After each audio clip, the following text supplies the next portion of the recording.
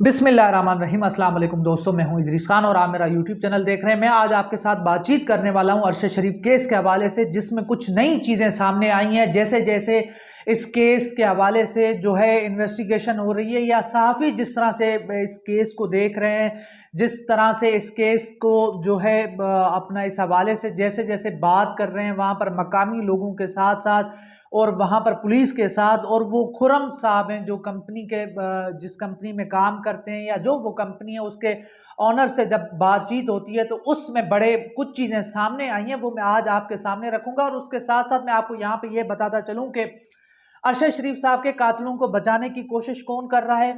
पहले बात जो पहले सामने आई जिस दिन अरशद शरीफ साहब का कत्ल होता है उसके बाद, और अब तक ये हमें बताया गया कि जी अरशद शरीफ साहब को गलती से मारा गया और ये पुलिस ने काम किया। मगर अब जो ताज़ा तरीन तफसीलात आई है, मैंने कल अपनी वीडियो में भी आपको बता दिया था कि अरशद शरीफ साहब को जिन्होंने कत्ल किया, जिन्होंने शहीद किया, वो पुलिस नहीं थी, वो फौज से उनका ताल्लुक था। वो एक फौजी लोग थे जिन्होंने अरशद शरीफ साहब को शहीद किया।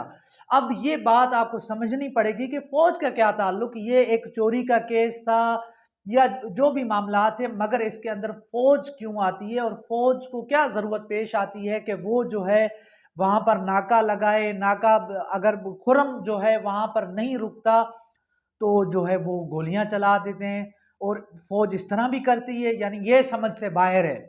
और दूसरी बात यह कि फौज के साथ आखिर किन लोगों ने राब्ता किया, यानी कीनिया की फौज के साथ किन लोगों ने राब्ता किया, तो ये भी मैं आपको बताऊंगा। तो यहां पर ये मैं आपको बताता चलूं कि जो खुरम साहब के पार्टनर हैं उन्होंने बताया कि जी जहां पे हम रहते हैं, जहां पर ये वाकया पेश आया, ये तो गैर इलाका है, यानी कि ऐसा इलाका है यहाँ पर कोई भी आ जा नहीं सकता, हर आम शख्स यहाँ पर नहीं आ सकता, क्योंकि यहाँ पर जो फार्म हाउस है उससे तकरीबन 1 किलोमीटर या 2 किलोमीटर की दूरी के ऊपर फौजी कैंप है। यहाँ पर फौजी जो है ट्रेनिंग करते हैं, उनकी ट्रेनिंग होती है, और उनके हमारे साथ बड़े अच्छे मरासे में वो हमारे पास आते जाते भी हैं, हम भी उनके पास आते जाते हैं, तो हमें जानते पहचानते भी हैं। और उसके साथ उन्होंने कहा कि जी यानी कि वो जहां पर ये पूरा वाकया होता है तो वो हमारा घर है, यानी उन्होंने कहा कि यहाँ पर एक चूहा भी जो है वो भी चोरी नहीं होता। तो ये उन्होंने बड़ी बात की कि जहां पर ये हालात हों, जहां पर इस तरह का माहौल हो, वहां पर एक बड़े सहाफ़ी का कत्ल हो जाना, शहीद कर देना इस बेदर्दी के साथ, तो सवालात तो उठते हैं। फिर उसके बाद जो है खुरम के हवाले से उन्होंने बताया कि जी खुरम साहब वहां पर रुके क्यों नहीं, फौज उनको जानती थी। जो अब फौज का नाम आ रहा है कि वहां पर जो नाका लगाया था, जिन्होंने फायरिंग की, वो तो फौजी थे, और फौजियों को खुरम साहब अच्छे तरीके से जानते हैं, और खुरम साहब को फौजी अच्छे तरीके से जानते हैं। जब नाका लगा हुआ था, सारा कुछ लगा हुआ था, तो उन्होंने नाका क्रॉस क्यों किया? वो उनसे बातचीत कर लेते, वो उनको अपना तारुफ करवाते। तो इसके ऊपर उन्होंने कहा कि जी वहां पर उन्होंने पत्थर आगे लगा दिए थे, मगर वहां पर कोई मौजूद नहीं था, रात का टाइम था, सुनसान इलाका था। तो उन्होंने कहा कि यहाँ पर कोई और वारदात ना हो। तो उन्होंने कहा कि वो थोड़ा सा आगे गुजरे हैं तो अंधाधुंध फायरिंग शुरू हो गई। मान लेते हैं कि अंधाधुंध फायरिंग शुरू हुई, और उसके बाद जो है अपना अरशद शरीफ साहब का जो है सिर्फ उनका कत्ल हो जाता है और खुरम साहब बच जाते हैं।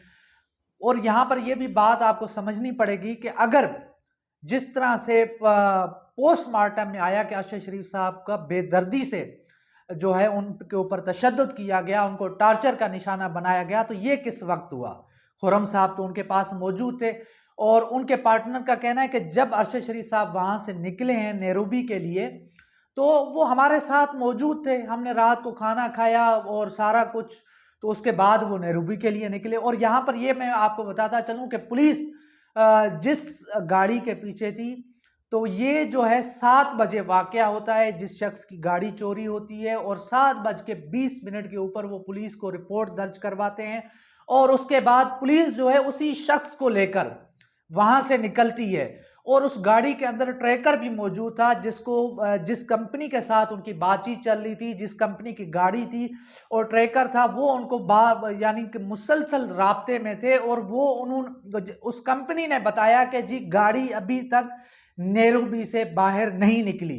तो फिर आप ये समझें कि नैरोबी से 4 घंटे की दूरी के ऊपर फिर अरशद शरीफ साहब को कैसे उन्होंने कत्ल किया, उनका कत्ल कैसे हो जाता है। अगर हम इसको गलती भी मान लें तो जब गाड़ी बाहर निकली नहीं है, जब नैरोबी से वो बाहर नहीं निकली, तो आप कैसे कह सकते हैं कि वो, हालांकि गाड़ी भी और है, वो लैंड क्रूजर, वो मर्सिडीज गाड़ी, एक फर्क है, मगर उसके बावजूद भी अगर कहें कि कहीं पे अगर थोड़ा सा भी उनको मार्जिन दें, तो ये जो इंकशाफ हुआ है, जिस कंपनी ने इंकशाफ किया है, गाड़ी की कंपनी ने, कि जी हमने आखिर तक उनको कहा कि अभी तक गाड़ी जो है नैरोबी से बाहर नहीं निकली, गाड़ी नैरोबी में मौजूद है, तो वो फिर 4 घंटे की मुसाफत की दूरी के ऊपर अरशद शरीफ साहब का कैसे कत्ल हो जाता है, ये एक बड़ा सवाल है। उसके साथ साथ फिर जो है अपना उस ट्रैकर, जो गाड़ी में जो ट्रैकर था, उसकी एक्सेस भी जो है पुलिस को दे दी जाती है, पुलिस उसको मॉनिटर कर रही होती है। और उसके साथ साथ जो खुरम के पार्टनर हैं, उनका कहना है कि कीनिया के अंदर जितने भी हाईवेज हैं, जितने रोड रास्ते हैं, वहां पर कैमराज लगे हुए हैं। जब कैमराज लगे हुए हैं, सारा कुछ लगा हुआ है, तो गाड़ी अगर बाहर जाती तो आपको पता चल जाता। तो एक तो ये चीज पकड़ी गई है कि अरशद शरीफ साहब को जो है एक साजिश के तहत मारा गया है, उनके पास कुछ ऐसा था। मेरी बहुत सारे लोगों से बातचीत हो रही है, उनका यही कहना था कि अरशद शरीफ साहब के पास वो ऐसा आम बंदा नहीं था, उनके पास कुछ ना कुछ जरूर था, और वो हर चीज को रिकॉर्ड के तौर पे रखते थे, और वो रिकॉर्ड के बगैर बात भी नहीं करते थे, वो सबूतों के बगैर बात भी नहीं करते थे। ये बात आपको समझनी होगी। और इसके साथ साथ मैं आपको यहां पे ये भी बताता चलूं कि उस बंदे का जो खुरम साहब हैं, वो खुरम साहब का बयान भी आप देखें कि वो तब्दील होता रहा, पहले दिन कुछ और, दूसरे दिन कुछ और, अब कुछ और है। तो ये भी बात जो है साबित करती है कि खुरम साहब भी इस जो है साने में, इस कत्ल में पूरी तरह मुलविस है, क्योंकि सारा कुछ उनके सामने हुआ है। जब तक उनको पाकिस्तान उनको नहीं लाया जाता, जब तक उनकी यहां पर इन्वेस्टिगेशन नहीं होगी, और ये इन्वेस्टिगेशन भी जो है अक़वाम मुत्तहिदा, इसमें आलमी लोग शामिल हों, तो उसके बाद ही हमें पता चलेगा कि असल इसमें कौन जो है अपना असल मुल्जिम कौन थे और मुजरिम कौन थे। उसके साथ साथ मैं आपको यहाँ पे यह भी बताता चलूँ कि अरशद शरीफ साहब के हवाले से जो एक यहाँ से टीम बनाई, जो शहबाज शरीफ साहब ने एक टीम बनाई थी FIA के लोगों के ऊपर मुश्तमिल, जब वो वहां पर जाती है तो कीनिया की हुकूमत उनके साथ भी ताउन नहीं कर रही। जो पुलिस के लोग थे, जो पुलिस के शूटर थे, 4 जिसमें से एक जख्मी है, उनको जो है पुलिस अपना इन्वेस्टिगेशन टीम के सामने कीनिया की हुकूमत ने पेश करने से इनकार कर दिया है। सबसे पहली बात तो यह है कि आपको पता चल रहा है कि ये एक बड़ा सामने आया, बड़ा केस है। अब देखना होगा कि ये मामलात किस तरफ जाते हैं, आखिर ये कहीं ना कहीं तो रुकेंगे, कहीं ना कहीं तो हमें पता चलेगा कि अरशद शरीफ साहब के कातिल कौन थे। और जो उनके पास रिकॉर्ड था, उनका मोबाइल भी गायब है, उनका लैपटॉप भी गायब, उनकी बहुत सारी चीज़ें भी गायब है। एक तो उनके दोस्त का कहना है कि उनके पास बहुत बड़ा डेटा था, तो वो डेटा भी इस वक्त गायब है। तो कुछ सवालात तो उठते हैं, उन सवालात के जवाबात भी जो है इंशाल्लाह आने वाले दिनों में हमें मिलेंगे। जिस तरह से ये केस आगे बढ़ रहा है, तो नई नई चीज़ें आ रही हैं। पहले ये था कि पुलिस ने मारा है, अब पता चला कि जी पुलिस ने तो मारा ही नहीं है, ये तो फौजियों ने काम किया है, कीनिया की फौज ने काम किया है।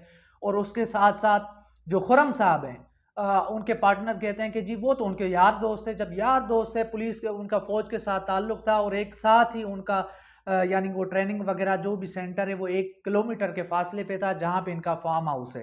तो इतने मरासिम होने के बावजूद जो है खुरम साहब वहां पर क्यों नहीं रुकते? फिर उसके बाद जब अंधाधुंध फायरिंग होती है तो फिर खुरम साहब कैसे बच जाते हैं? और उसके साथ साथ जो हमारी रिपोर्ट यहाँ पर पिम्स हॉस्पिटल में जो पोस्टमार्टम हुआ अरशद शरीफ साहब का, उसमें तो ये साबित होता है कि उनके ऊपर बदतरीन जो है तशद्दुद किया गया।